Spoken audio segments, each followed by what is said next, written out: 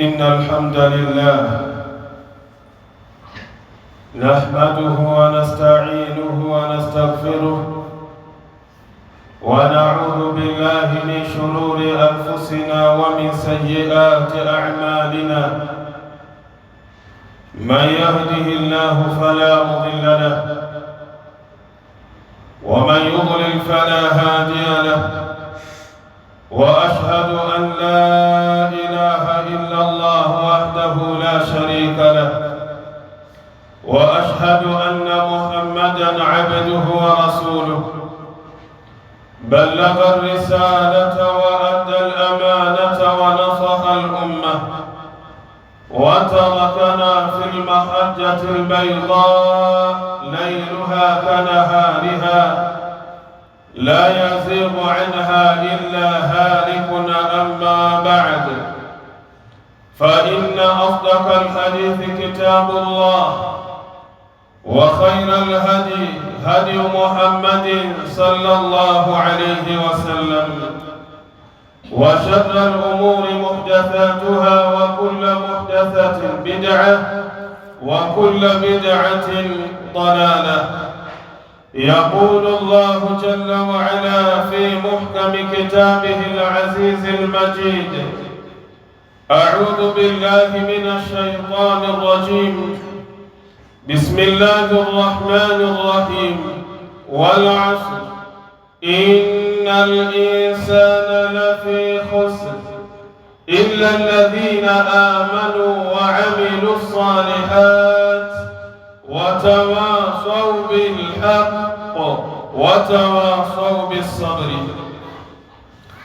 Wapenzi katika imani, ama baada ya kumhimidi Allah subhanahu wa ta'ala na kumtakia rahma kiongozi wa umma, mwalimu wetu Mtume Muhammad sallallahu alayhi wasallam, kwanza napenda kuihusia nafsi yangu ili kuhusia nafsi za waumini wenzangu juu ya swala zima la kumcha na kumwogopa Allah subhanahu wa ta'ala, kwani hakika wamefaulu mbele ya Allah wale ambao wana sifa ya kumcha na kumwogopa Allah subhanahu wa ta'ala. Ndugu zangu katika imani, hotuba yangu ya leo insha Allahu ta'ala nitakwenda kuzungumzia zakatul fitri, zaka ya fitri. Ikhwatal iman, Ramadhani inatupungia mkono wa baibai. Leo tukiwa ndani ya Ramadhani ya 24, zimebaki siku 6 kwa 5. Ramadhani ambayo tulikuwa tunaililia tukiwa ndani ya mwezi wa Shaaban, tukisema Allahumma ballighna Ramadhana, ewe Mwenyezi Mungu tufikishe ndani ya mwezi mtukufu wa Ramadhani. Na leo Ramadhani ndiyo hiyo inayoyoma, inatuacha, inatuaga Ramadhani. Ikhwata al-iman, kuna jambo kubwa ambalo lipo mbele yetu katika siku hizi ambazo zilizosalia, na jambo lenyewe ni kuhusiana na zakatul fitri.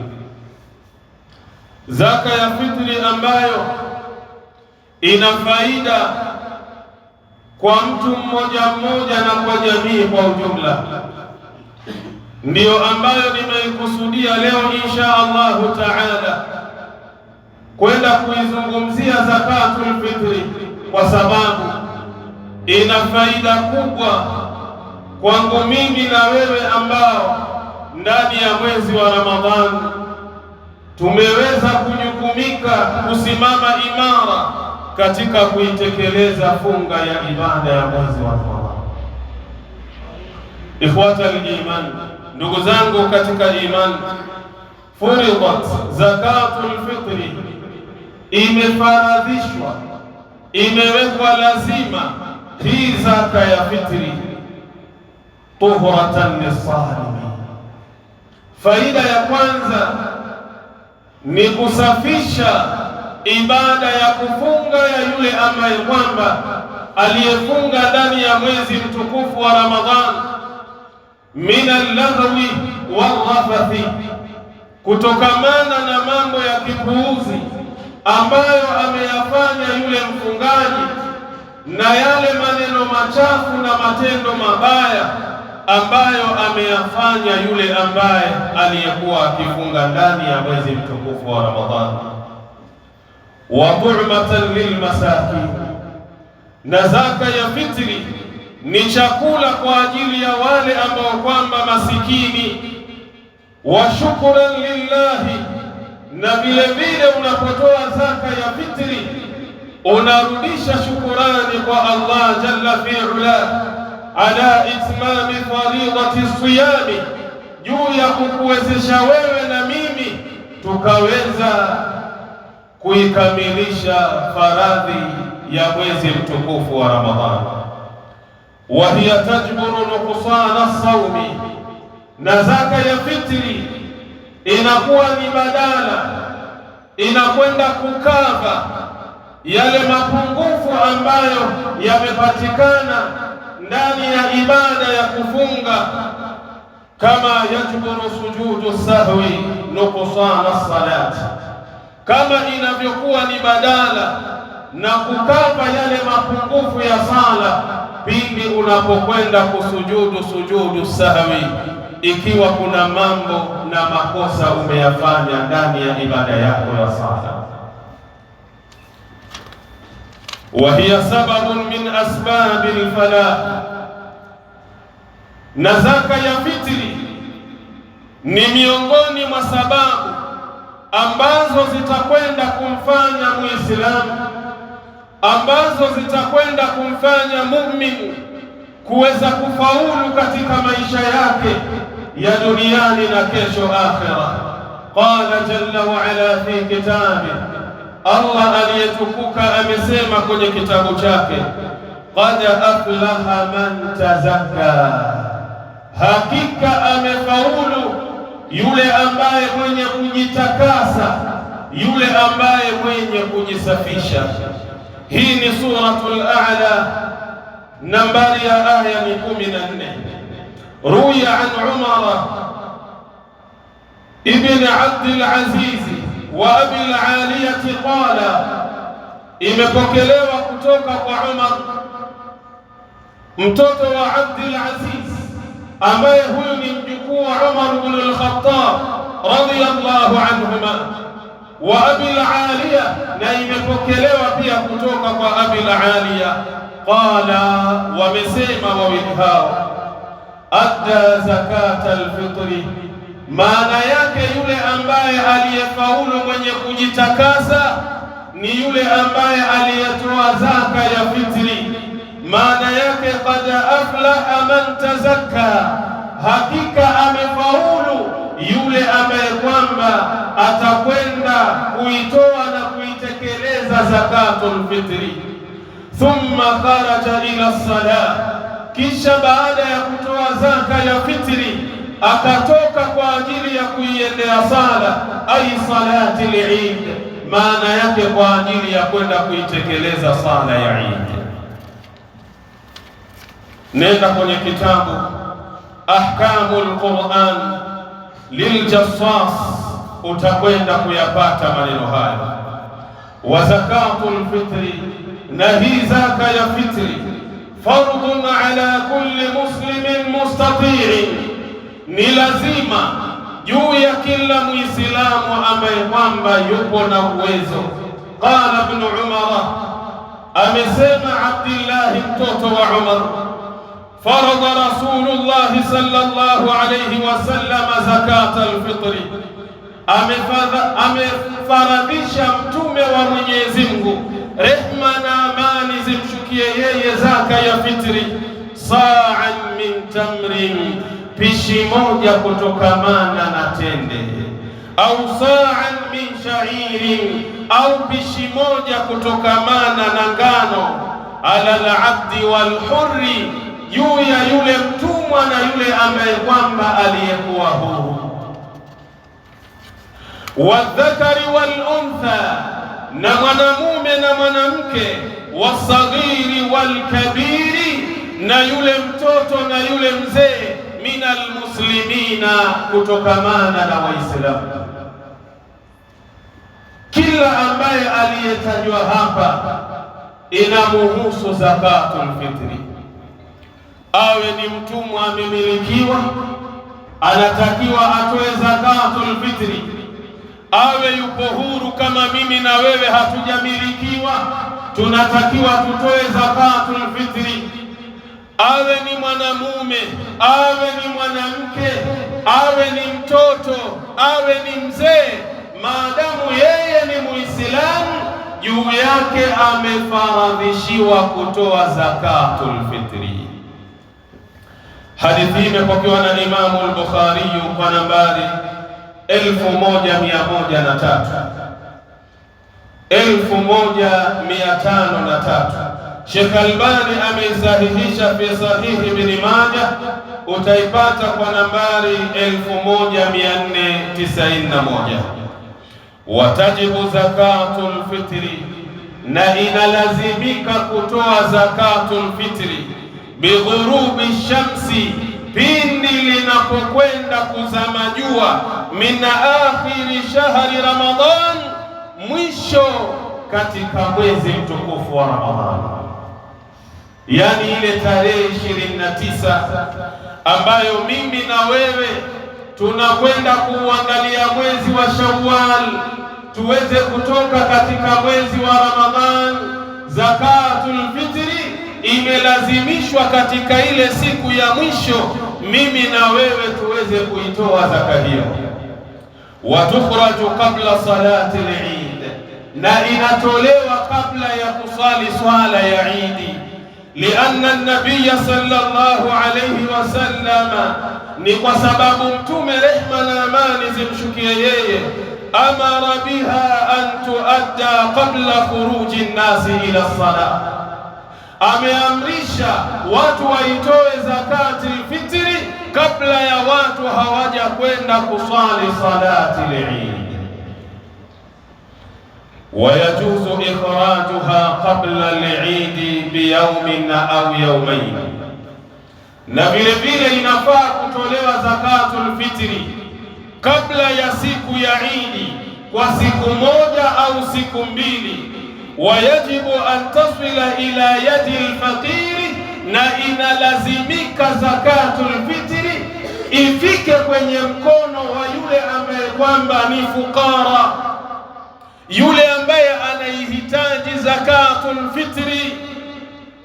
Zakatul fitri hafai kupewa yule mwenye uwezo wake, ambaye na yeye anatakiwa atoe zakatul fitri. Mtu ana uwezo wake, mtu ana fedha, mtu ana mali, hafai kupokea zakatul fitri.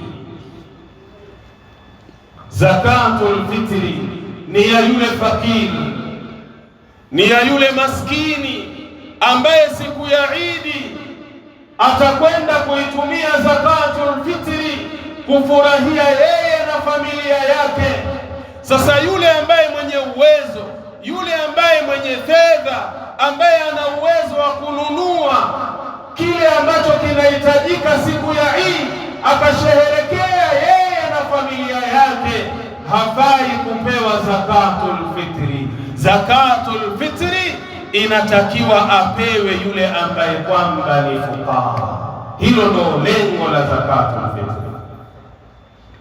Au man yanubu anhu qabla salati al-Eid, au apewe yule ambaye atakuwa ni niaba ya yule fakiri, apokee ule mzigo ampelekee muhusika yule ambaye kwamba ni fukara, ili aweze kuitumia zakatul fitri. Nenda kwenye kitabu Minahul Jalili, kitabu nambari 2, ukurasa ni 106. Nenda kwenye kitabu Al-Mughni Ibn Qudamati, kitabu nambari 3, ukurasa ni wa 89. ويجوز دفع ثمن زكاة الفطر من أول الشهر، na inafaa kutoa thamani, yani pesa kwa ajili ya zakatul fitri mwanzo wa mwezi, lilwakili alladhi yashtariha ta'ama, kupewa yule ambaye kwamba amewekwa ili aende akanunue chakula, sio kwamba ni kutoa pesa zakatul fitri. Hapana, mwanzo wa mwezi wa Ramadhani unapokuwa umeingia kisheria, unaruhusika utoe pesa umkabidhi yule ambaye kwamba atawakilisha Waislamu katika kununua chakula kile wapelekewe wale ambao wanastahiki kupewa zakatul fitri.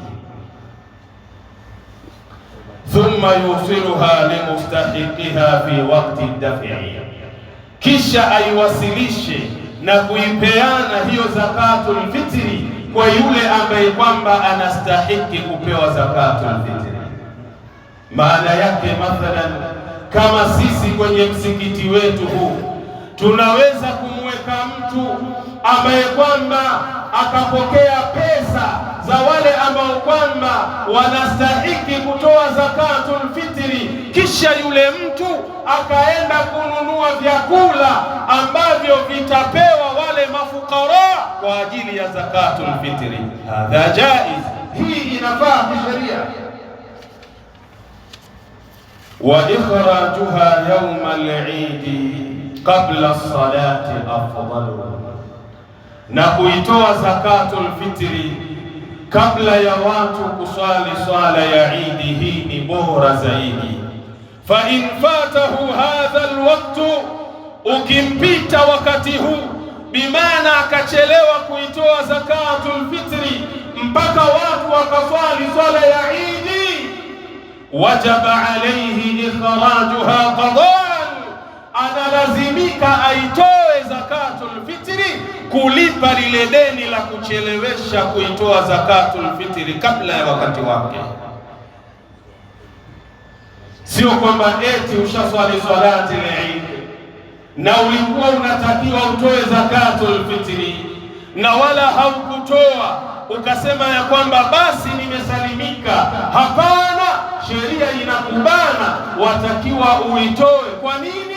Qadaan, ni kwa ajili ya kulipa lile deni la zakatul fitri.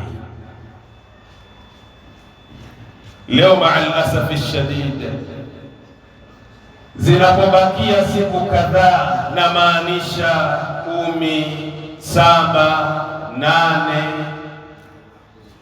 majumba yanawaka moto.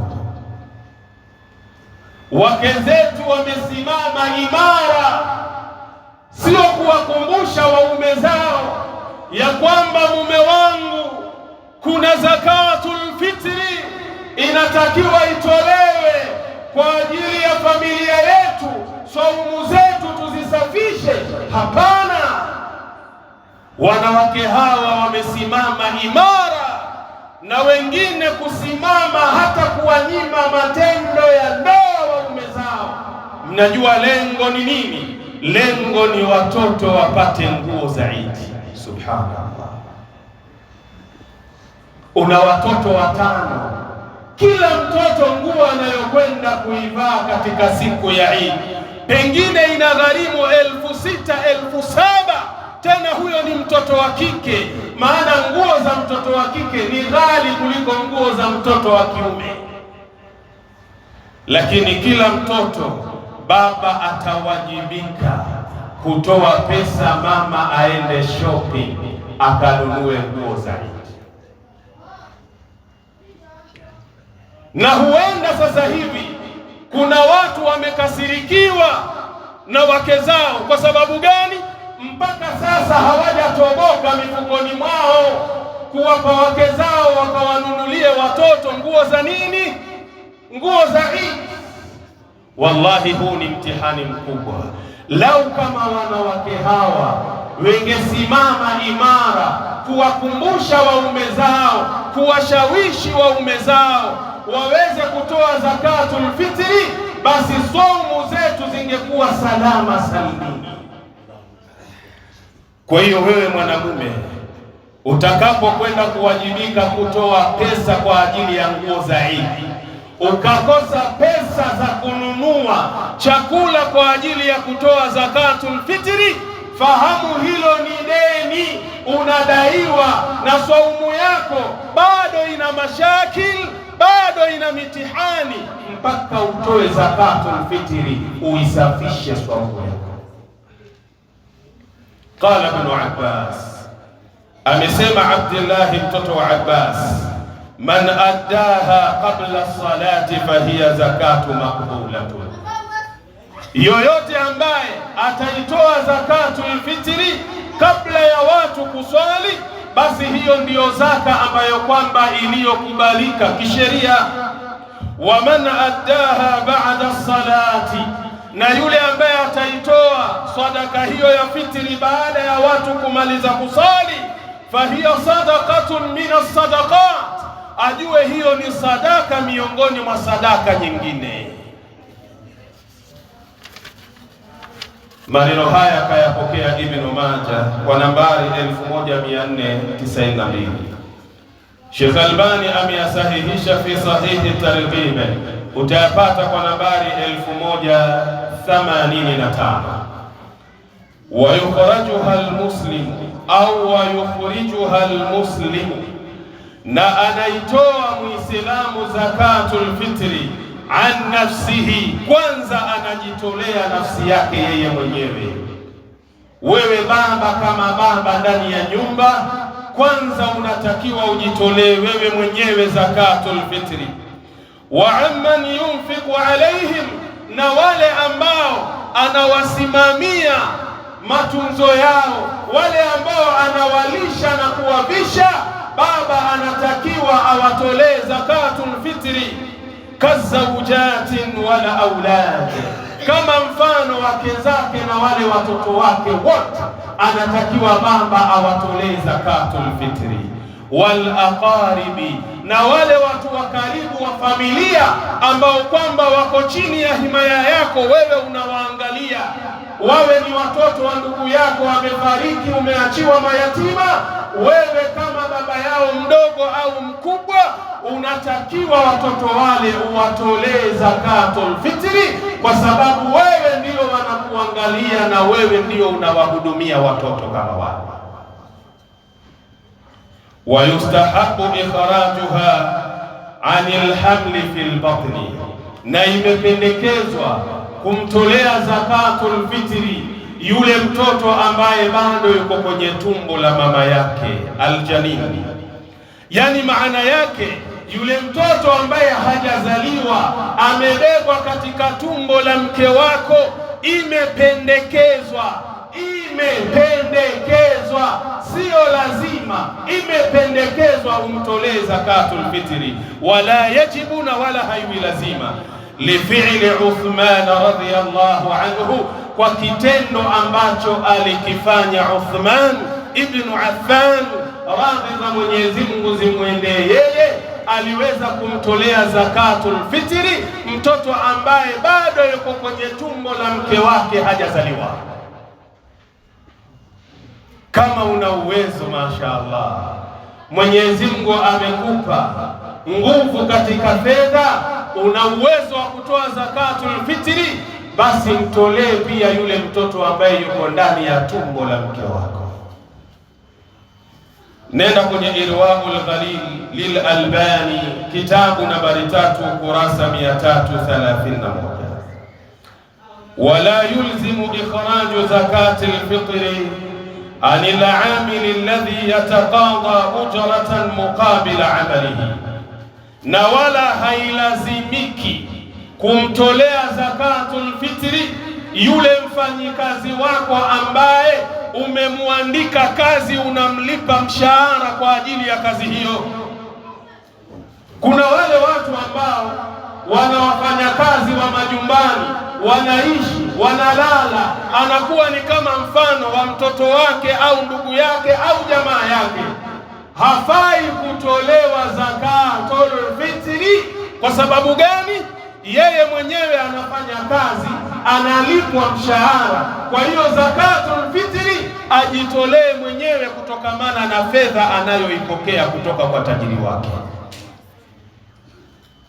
Hiyo ni kama mfano kwenye kampuni kama kampuni sio lazima kuwatolea wafanyikazi wake zakatul fitri, kwa sababu wale wafanyakazi wanalipwa malipo kutokamana na kazi wanayoifanya kwenye ile kampuni.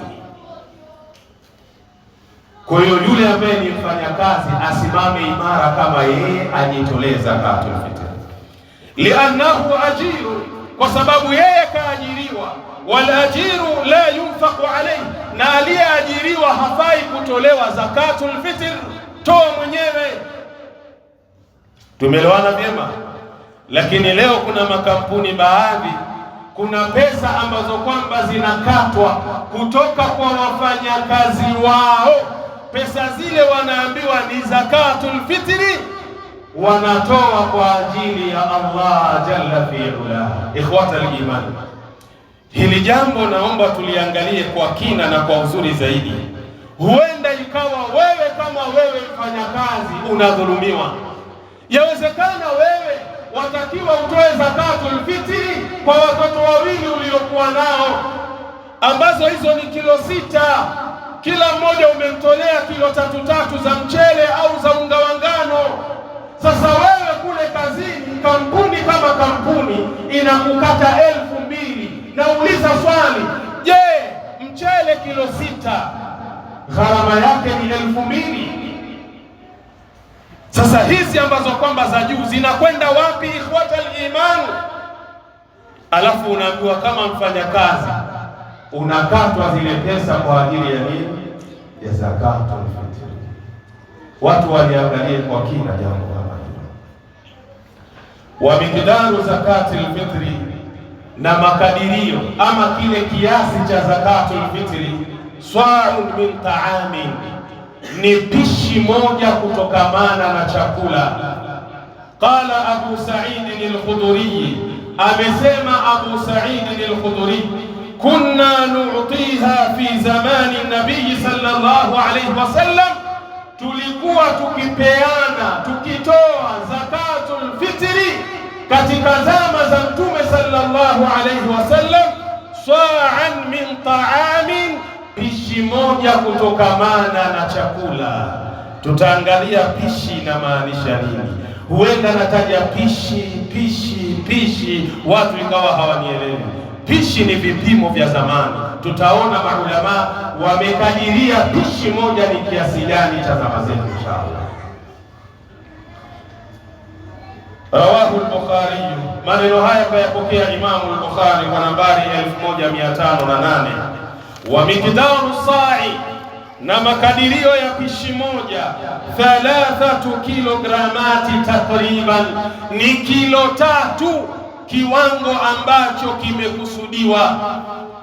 Kipindi cha nyuma maulama walikuwa wakisema ni kilo 2.5, lakini kwa sasa maulama wanasema pishi moja ni kilo 3.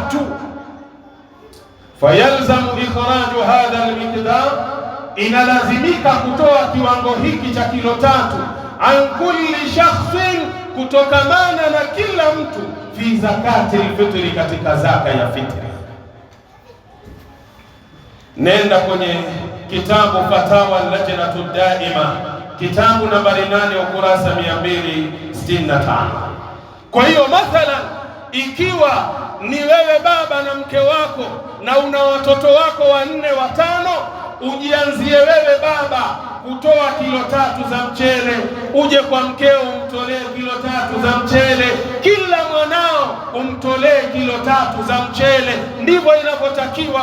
Sio eti unatoa kilo 3 za mchele zimeibeba familia nzima, nishatoa zakatul fitri. Hiyo hapana. Kila mtoto wako umtolee kilo 3 za mchele au unga wa ngano au kile chakula ambacho kinapendwa katika hiyo sehemu. Wala haraja fi ziyadati ani sa'i, anasema wala hakuna makosa ukaamua kuzidisha zaidi ya pishi moja. Si pishi ni kilo 3, ukasema mimi pishi moja, kila mmoja namtolea kilo 4 kwa sababu uwezo unao, hakuna makosa kufanya hivyo. Wayakunu sa'u hadha almiqdaru au huwa almiqdaru alwajiba, na ile pishi moja inakuwa ndiyo kiwango cha lazima. Wa mazada alayhi fahuwa tatawwu, kile ambacho ni cha ziada ukizidisha, ile inakuwa ni sadaka, ile inakuwa ni sadaka kwa ajili yako. Barakallahu li wa lakum bil Qur'anil azim wa nafa'ni wa iyyakum bil ayati wa dhikril hakim. Aqulu qawli hadha wa astaghfirullaha li wa lakum fastaghfiruhu innahu huwal ghafurur rahim wa huwal barrul karim.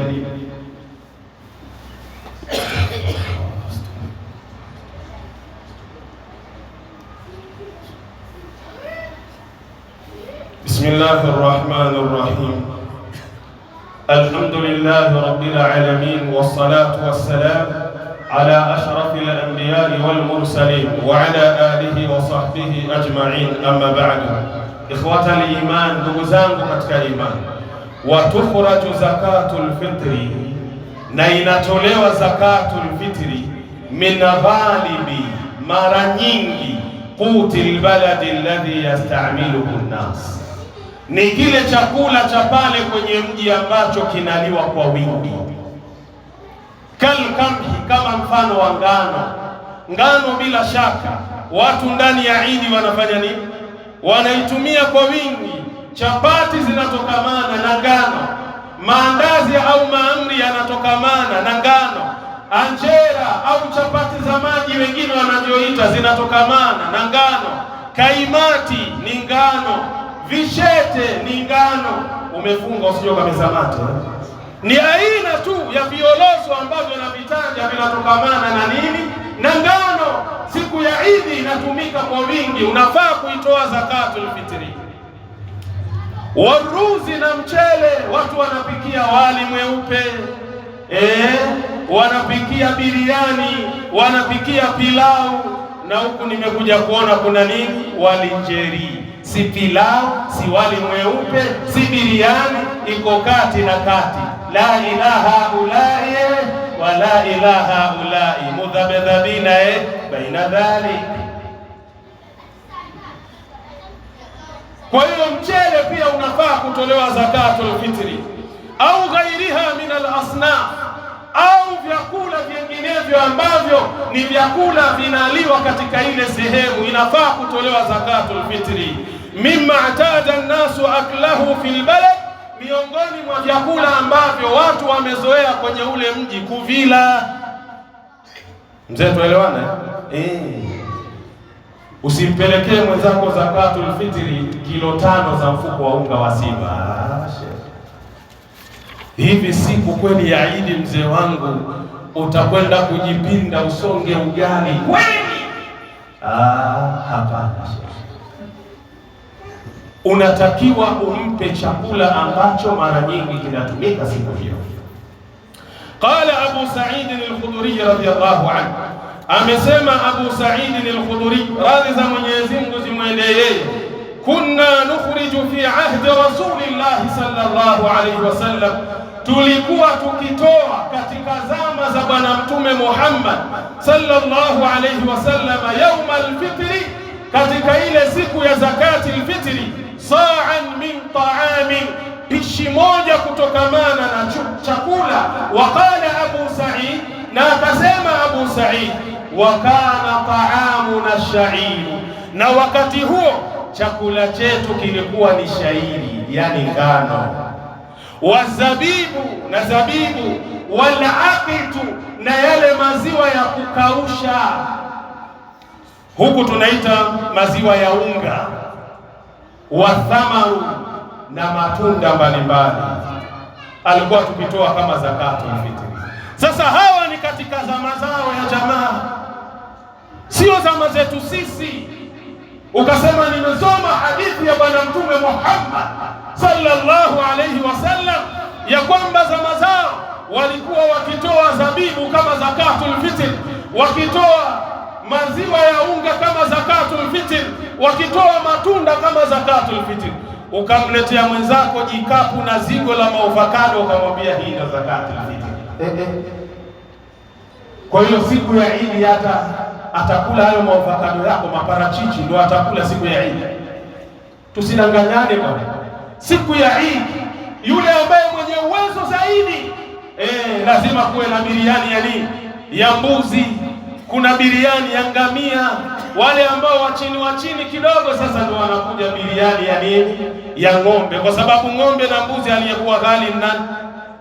Ni mbuzi. Na ng'ombe ndio ana mwili mkubwa, mbuzi ana mwili mdogo. Cha ajabu, mwenye mwili mkubwa thamani chini, mwenye mbuzi. Hii inamaanisha nini? Ni kwa sababu nyama ya mbuzi ladhidhu jiddan, ni tamu sana kuliko nyama ya ng'ombe.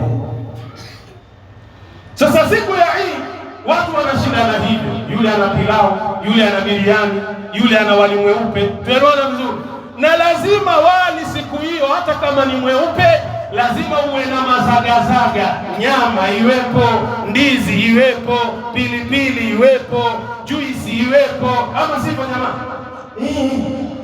Wewe amletea mwenzako kapu la maovakado, umemaanisha nini?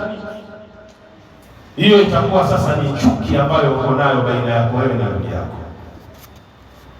Rawahu al-Bukhari, maneno haya kayapokea Imamu al-Bukhari kwa nambari 1510. Muslim kayapokea pia biikhtilafi ni yasiri, kwa tofauti ndogo tu, utayapata kwake kwa nambari 985. Wa amma ikhraju alqimati, naomba sasa wale wazee wa bahasha wanisikilize vizuri hapa. Naomba tuwe makini. Kuna wazee wa bahasha wenyewe wanasema zakatul fitri bila bahasha haendi. Sasa naomba tusikilizane hapa. Wa amma ikhraju alqimati an zakatul fitri, ama kutoa pesa kama zakatul fitri, ukamfuata jirani yako ukampa pesa ukamwambia hii ndo zakatul fitr, bi an yadfa badalaha malan, kuitoa ile pesa inakuwa ni badala ya kile chakula, fa huwa khilafu sunnah. Jambo hili mtu anakwenda kinyume na sunna na mwenendo wa Mtume sallallahu alayhi wasallam. Lianna ash-shari'a, kwa sababu ya sheria, faradaha ta'aman, imefaradhisha ni chakula kama zakatul fitri, fala yajuzu al-ikhraju min ghayrihi, haifai kutoa kinyume na chakula kama zakatul fitri. Kama alikuwa asubiri bahasha, yule mwenye bahasha alielewe hili, asikupe bahasha akanunue nini? Akanunue chakula akuletee zakatul fitri. Haki ndivyo ilivyo, inachoma choma kama ya kuchoma, vumilia hivyo. Liannahu lam yunkal dhalika ani nabii sallallahu alayhi wasallam, kwa sababu hilo jambo la kutoa pesa kama zakatul fitri halijawahi kupokelewa wala kunukuliwa kutoka kwa nani? Kwa Mtume sallallahu alayhi wasallam, wala an ahadin min ashabi, wala hakuna sahaba yoyote ambaye alikuwa akitoa pesa kama zakatul fitri. Si ustadhi Isa baba, mimi nanukuu tu hapa, usinishike mashati. Kama yuko ambaye aliyeruhusu, pambana na huyo aliyeruhusu. Lakini Mtume na masahaba zake wote, hakuna sehemu imenukuliwa, si hadithi wala sio athari, maneno na matendo ya masahaba ya kwamba kuna sahaba alitoa pesa kama zakatul fitri. Haijapokelewa. Zakatul fitri ni nini? Ni chakula hicho, na hicho chakula kuna wengine wawapa na wao wanakwenda uza. Hili ni kosa kubwa ambalo watu wanalifanya katika ushetani ambao tunaufanya. Ni kwanza ni imani, ni huu mtu unapewa zakatul fitri, yule amekuja akakuletea, yule amekuja akakuletea, mpaka limefika gunia la mchele ndani ya nyumba yako. Unasema wacha niwauzie bwana majirani wale wasiokuwa Waislamu bwana, nipate angalau pesa za nyama. Hadha haramu, la yajuz, halifai. Umepewa zakatul fitri, imezidi, wewe pia umewezeshwa katika ile zakatul fitri, itolee wewe na watolee watoto wako na wako kupitia ile ile, sio waletewa mzee wa kusanya tu. Wajua innahu lihubbil khairi la shadid, mwanadamu kupenda kheri ni mkali. Miongoni mwa kheri nini? Ni pesa, ni chakula. Kwa hiyo yeye kila akiletewa sema wallah marhaban, anaweka ndani ya nyumba marhaban. Sasa mpaka Ramadhani yamalizika, mtu anafika Shawwal, anaingia mwezi mwingine, anakuambia mimi alhamdulillah Sheikh, safari hii Ramadhani nimeangaliwa vizuri. Hebu angalia hiyo stock, alafu huyo hajatoa zakatul fitr, yeye bado anajiita hana uwezo, wakati uwezo anao, kawezeshwa, chakula kiko ndani. Wakati mwingine mpaka unga una expire, anakwenda kuutupa. Hadha israf. Tumeona vizuri kwa imani. Naam, nenda kwenye kitabu Al-Majmu' lin-Nawawi, kitabu nambari 6, ukurasa ni 144. Wa fil Mughni libn Qudama, kitabu nambari 3, ukurasa ni wa 87. Na wapeni majina ya vitabu na nambari za vitabu, ili nikitoka pale usiniulize umetoa wapi, maana ulimwengu wa sasa ni ulimwengu wa nini? Wa ushahidi. Sizungumzi maneno makavu. Kama una nukatan min al-ilmi, na wewe ukafanya upelelezi, usome upate faida. Wal afdal, na bora zaidi, ayusila al-fitrata binafsihi, mtu akapeleka zakatul fitri yeye mwenyewe kwa nafsi yake. Yani ikiwa mathalan una uwezo wa kutoa zakatul fitri, beba wewe mwenyewe kwa mkono wako upeleke kwa muhusika ile zakatul fitri. Hii inakuwa ni bora zaidi. Wayajuzu an yuwakkila thiqatan biisaliha, lakini pia inafaa kumkabidhi yule unayemwamini apeleke zakatul fitri kwa muhusika. Tumeelewana vizuri ila mustahiqiha, anasema kwa yule anayestahiki kutoa zakatul fitri. Na hapa tuwe makini, yawezekana ukampa mtu zakatul fitri aipeleke kwa imamu ikagaiwe kwa wale walengwa na wahusika na isifike. Mnalijua hilo? Na hii ni makosa makubwa sana. Hata mathalan akaja na mzigo wake akasema, Sheikh, alhamdulillah, kuna tajiri mmoja mashallah, ni mtu wa kheri, anajitolea sana, amenipa gunia hizi 10 za mchele, amesema ni zakatul fitri, lakini hii gunia moja yule bwana amesema ni kwa ajili yangu inshallah. Kwa hiyo naomba wewe chukua hizi gunia 9, hii moja niachie mimi, beba mpaka hiyo ya 10.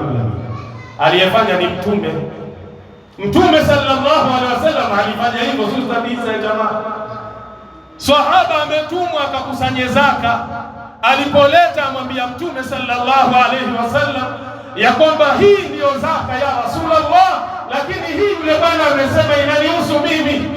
Mtume akaichukua akaijumuisha na hizi nyingine, akamwambia usingekwenda ungepata wapi hii?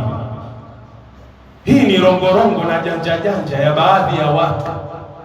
Hata kama walaamilina alaiha, wale ambao wenye kuikusanya ile zaka, ya kwamba wanafaa kupewa zaka, lakini sio hivyo unajipea mwenyewe bwana zakatul fitri au zakatul mali. Yawezekana vipi useme bwana hii ni hapana? Ni yule imamu zakatu zile azigawanye, kisha asema kuna walaamili, wale waliokusanya zaka, waliofanya kazi kwa ajili ya zaka kupeana, hawa pia ni watu wanastahili kupewa zaka. Na ndiyo maana hata hawa vijana wetu ambao wanakesha usiku mzima wanawapangia chakula kwa ajili ya mtu apewe kile chakula, waweza kumuona na yeye kapewa gunia lake. Maana yake Mtume hawa watu anawajua na Allah pia anawajua. Allah anasema nini? Innama sadaqatu lilfuqara kwanza, wal masakin wal amilina alayhi. Kumbe namba 3 hao jamaa, wal amilina alayha, wako nambari 3 wanaostahili kupewa zaka. Tuelewana vizuri? Watu wako aina ngapi? 8 wanaostahili kupewa zaka. Ni aina 8. Innama sadaqatu lilfuqara wal masakin wal amilina alayha wal muallafati qulubuhum junubuhum wa fi riqab wal gharimin wa fi sabilillah wa bin sabil. Ni watu aina 8. Kwenye hao watu aina 8 hawa zaka ipo kwa ajili yao. Sasa sio uje na zaka ujigawie mwenyewe. Hii shekhe ile tajiri ameniambia ni kwa ajili yangu. Usingekwenda ungepata kwa ajili yako. Inajumuishwa, watu wanagaiwa na wewe unaambiwa haya sasa. Yako ndio hii. Ndivyo inavyotakiwa kisheria, si ustadhi. Wayajuzu an tuwazza alfitrata ala akthar min miskini, na pia inafaa ile zakatul fitri wagaiwe maskini wengi. Sio kwamba ule mzigo umekuja basi apewe mtu binafsi, japokuwa pia inafaa, lakini inafaa kama kuna mahitaji wapewe wale maskini, wagaiwe katika zile zaka zilizoletwa. Wayajuzu an tu'ta iddata futaratin limiskinin wahid, na pia inafaa ile zaka yote akapewa maskini huyu mmoja. Yani kama wewe mzee una watoto 10, watoto 10 shekhe, kila mmoja kilo 3 unamtolea za mchele au kilo 3 za unga wa ngano, ukasema hizi kilo zote na mkabidhi huyu maskini mmoja, wallahi hii ndio zaka nzuri umemwezesha. Wajua kwa nini? Yeye tayari mfukara na maskini, anatakiwa yeye na familia yake watoe zakatul fitri. Kwa maana hiyo, unapotoa ile zaka yote ya familia yako ukamkabidhi, umemwezesha yeye kujitolea zaka, mke wake na watoto wake. Kinachobakia ndicho ambacho atakitumia siku ya Idi. Inapendeza zaidi shekhi. Na lau kama watu wanapeana zaka za aina hii, wallahi hakuna Muislamu ingekuwa fukara, hakuna Muislamu ingekuwa maskini. Yani kwa mfano, tajiri anastahili kutoa zakatul fitri milioni 3. Milioni 3 zile anaamua kwenda kuzipeleka kwa maskini huyu mmoja, anamwambia safari hii mashaallah zaka imekuangukia wewe, na twahitaji na wewe mwakani uje utoe zaka. Yule bwana ile zaka ya milioni 3 aliyopewa atafanya biashara, atafanya bidii ajikwamue kimaisha. Mwakani na yeye anakuja kufanya nini? Kutoa zaka. Tumepunguza maskini mmoja, tumemtengeneza awe nini? Awe tajiri. Pia yule tumemuandaa kwa ajili ya kusaidia maskini wenzake. Lakini leo milioni 3 unakwenda kununua mabandali ya unga, mafuta, unawapangisha watu foleni, unawapa mifuko miwili ya unga wa ngano, wasima, mafuta. Baada ya wiki kadhaa hana kitu. Umemsaidia nini? Watu hebu waamke kutokamana na zaka. Wakati wa zama za mjukuu wa Umar ibn al-Khattab, Umar ibn Abdul Aziz, kulikuwa kunatafutwa mtu wa kupewa zaka, hakuna. Kila anayefuatwa anaambiwa bwana, hii inakustahiki zaka. Sema mimi mwenyewe natakiwa nitoe zaka, hainihusu. Wallahi zaka inazunguka mpaka inarudi kwenye Baitul Mali. Ikafikia kipindi mpaka ile zaka inatumika, vijana wanapotaka kuoa wanakwenda, bwana mimi nataka kuoa. Wallahi Baitul Mali ya Waislamu inasimamia harusi nzima ya kijana kama yule, kwa sababu ile zaka haipelekwi sehemu. Kwa nini isiwasaidie wanyonge katika kuoa?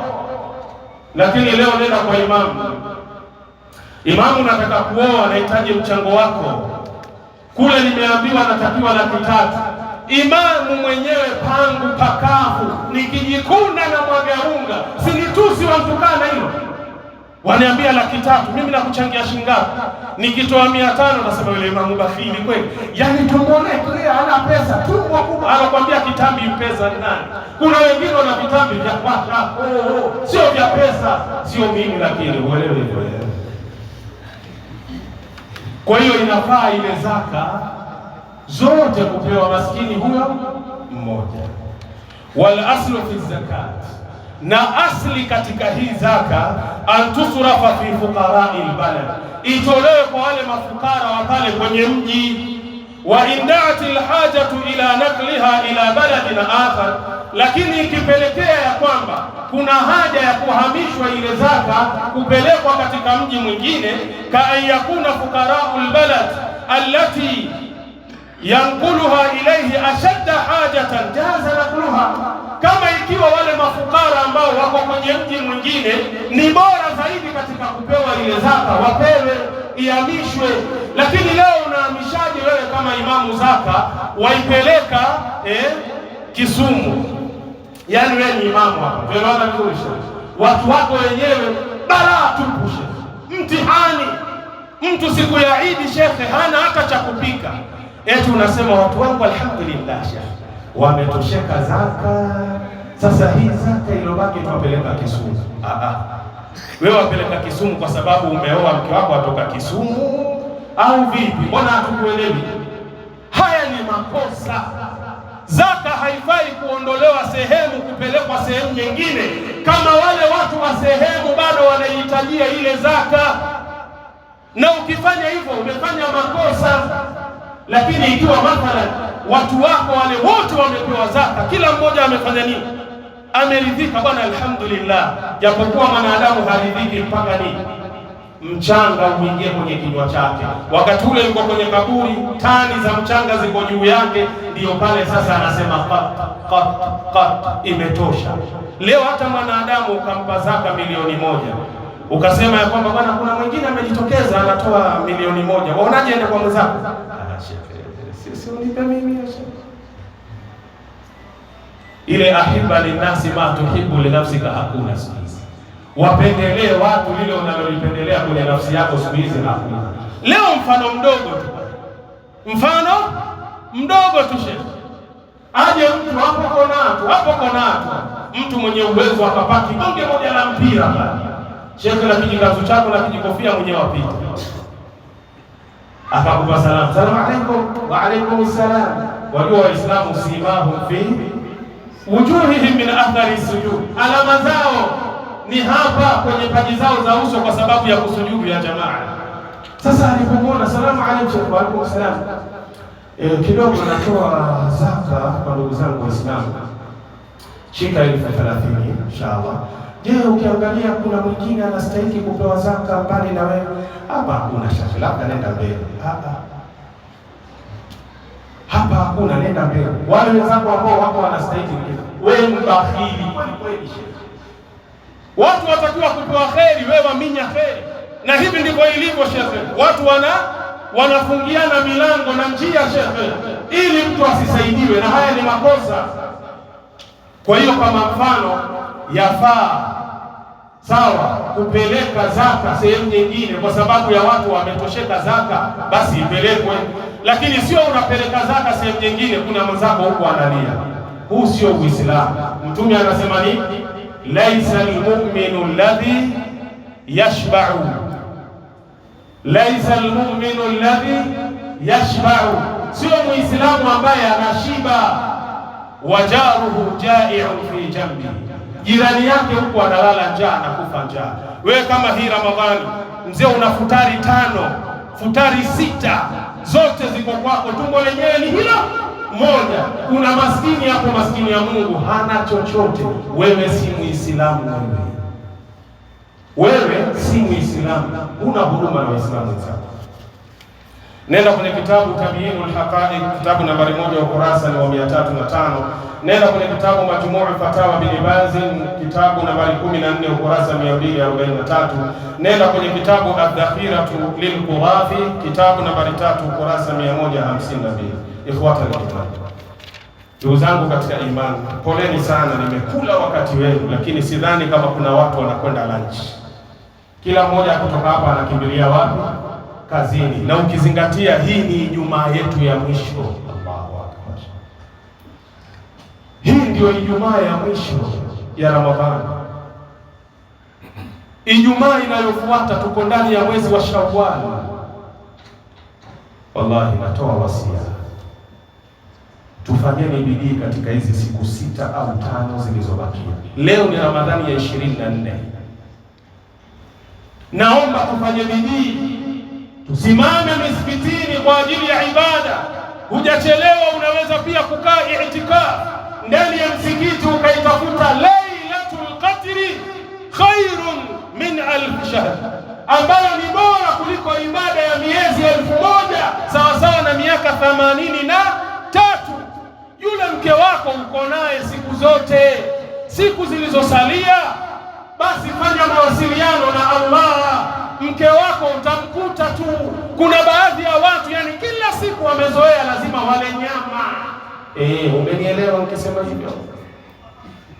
Kama hujaelewa jua haikuhusu. Tumeelewana vizuri? Kila siku wamezoea lazima ingie kwenye nini? Kwenye grao, kama mnavyosema vijana. Tumeelewana vizuri?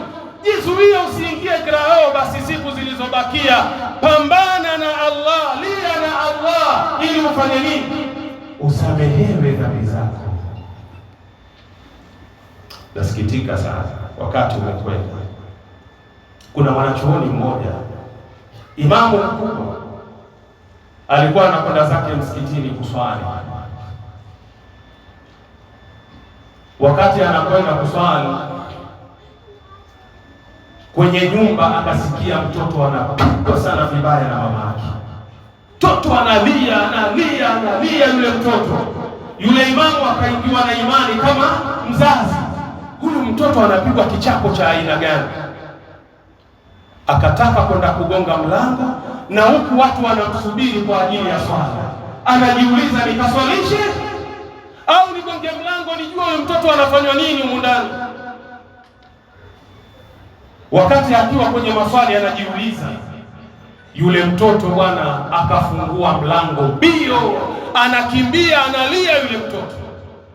Basi yule imamu akaona, alhamdulillah, maadamu yule mtoto amesalimika, ametoka, haina shida, wacha nikaswalishe, kisha nikitoka kule nitakuja hapa nyumbani angalau niulize huyu mtoto kakosea nini mpaka anapewa kipondo cha aina hii. Sasa yule mzee wakati anarudi, anamkuta yule mtoto yuko mlangoni pale, anagonga mlango, anataka kuingia ndani. Allahu akbar! Mtoto yule anagonga ule mlango, mama nifungulie, nahisi njaa, nina njaa mama, nifungulie mlango. Basi yule mtoto aligonga. Yule bwana anaangalia nini kitatokea baada ya pale. Mama hakufungua mlango. Mtoto yule maskini akakaa chini kwenye kizingiti cha mlango, akawa anamsubiria mama amfungulie mpaka akachukuliwa na usingizi maskini. Baada ya muda mfupi mama akafungua mlango. Akifanya hivi anamuona mwanawe amelala. Yule mama alikuwa akimpa kipondo mwanawe, akambeba, akaanza kumbusu, machozi yanamwagika, analia akisema, mwanangu nisamehe, mwanangu nisamehe. Akaingia ndani na yule mtoto wake. Huyu mwanachuoni na yeye alishindwa kujizuia, machozi kawa yanamwagika. Sio kwamba analia kwa sababu ya yule mama anamwagikwa na machozi kwa huruma ya mama kwa mtoto, hapana. Pale anajifunza kitu, anasema ya kwamba kama yule mtoto amekosana na mama yake, kagonga mlango, hakuchoka mpaka amefunguliwa, akapata msamaha wa mama yake. Je, mimi nimegonga mlango mara ngapi wa Allah ili Allah anisamehe dhambi zangu? Na wewe jiulize, umegonga mlango mara ngapi Allah akufungulie ili akusamehe dhambi zako? Na kugonga mlango kwa Allah ni hizi dua ambazo kwamba tunalia na kumuomba Allah. Hatujachelewa, siku zilizosalia tupambane kwa ajili ya kupata msamaha wa Allah jalla fi ula. Inna Allaha malaikatahu yusalluna ala nabi ya ayyuhalladhina amanu sallu alayhi wa sallimu taslima. اللهم صل على محمد وعلى آل محمد كما صليت على آل إبراهيم إنك حميد مجيد. اللهم بارك على محمد وعلى آل محمد كما باركت على آل إبراهيم إنك حميد مجيد. وارض اللهم عن الخلفاء الأربعة منهم أبي بكر وعمر وعثمان وعلي وسائر الصحابة أجمعين.